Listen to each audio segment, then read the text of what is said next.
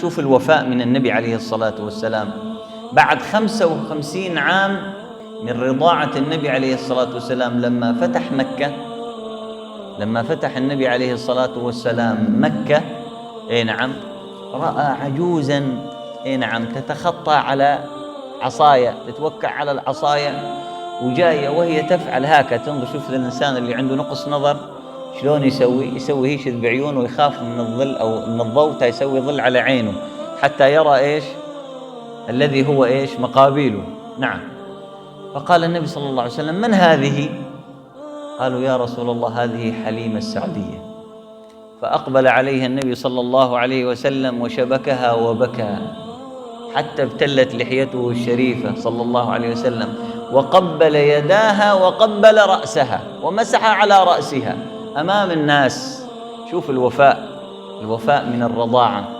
احنا وين الوفاء بيناتنا يا اخوان؟ من حيث المعلم، من حيث الأم، من حيث الآب، من حيث الإنسان الذي يهدي لك المعروف أو يسوي لك الخيرات. مسح على رأسها وبكى صلى الله عليه وسلم ودعا لها، حتى أن المسلمين لما جابوا غنائم نعم قالوا: يا رسول الله وهذه غنيمة من عبد الله ابن الحارث أخوك بالرضاعة.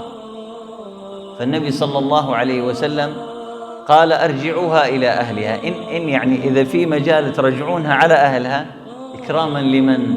الأخوه بالرضاعة.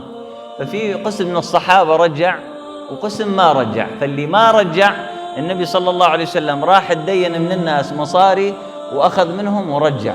ليش؟ وفاء لأخيه في الرضاعة.